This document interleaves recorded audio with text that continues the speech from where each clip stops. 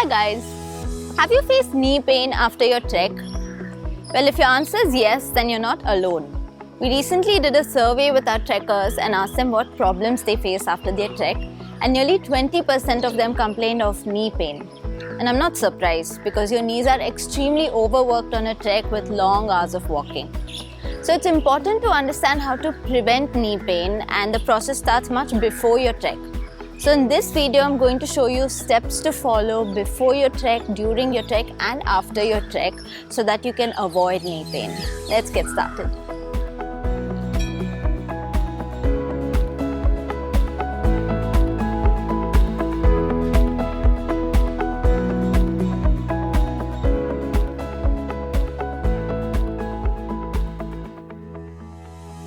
So let's talk about what you can do before your trek. Now you would know that on your trek, your leg muscles are the most worked muscles. Specifically your quadriceps, your hamstrings, your calves and even your glutes to an extent. So it's important that you strengthen these muscles before your trek, otherwise your knees will bear the brunt of it.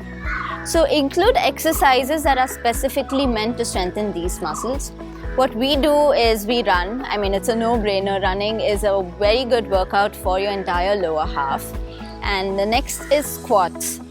Squats, I'm yet to come across an exercise as effective as squats that help in strengthening all of these muscles. They specifically work on your quads, your glutes, your hamstrings. They're extremely good exercises.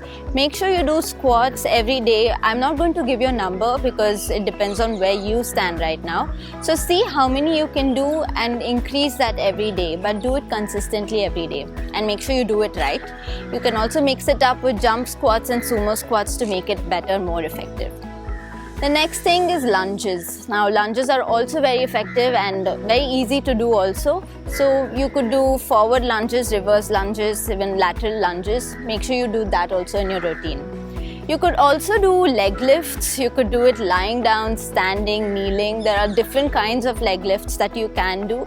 So these are 4 basic things that you can do to work on your leg muscles. And this is before your trek.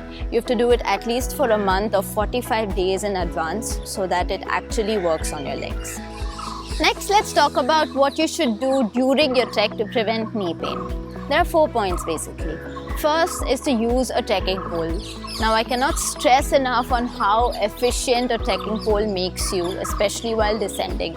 It saves you around 40% of your energy. It gives you that extra balance and support that you require while trekking, and it also acts as your third leg, which means it takes off a lot of pressure from your knees and it takes the pressure instead. So if you're using 2 trekking poles, it's actually a lot more efficient, but at least start with using 1 and then move on to 2. But use a trekking pole.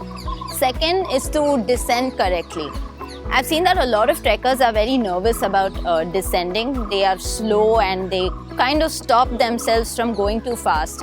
And that stopping motion adds a lot of pressure on the knee. You might have felt your legs shivering when you're actually descending. That's because of the pressure. So it's important to let yourself go with the flow, actually let gravity take you down. If you want to slow yourself down, use a trekking pole for that. I have another video where I've put down the right steps to descend correctly. So watch that video and learn how to descend. Third thing is to do enough stretches before and after your trek. When you wake up, your leg muscles are all very stiff, so you kind of need to loosen them up and get them ready for the flexibility required while you're trekking. And after you've done with your trek, also your leg muscles are all extremely contracted because of long hours of exercising, and you need to stretch it and cool off. So that 20 minutes of cooling before and after your trek is very important. Last thing, use the right trekking gear.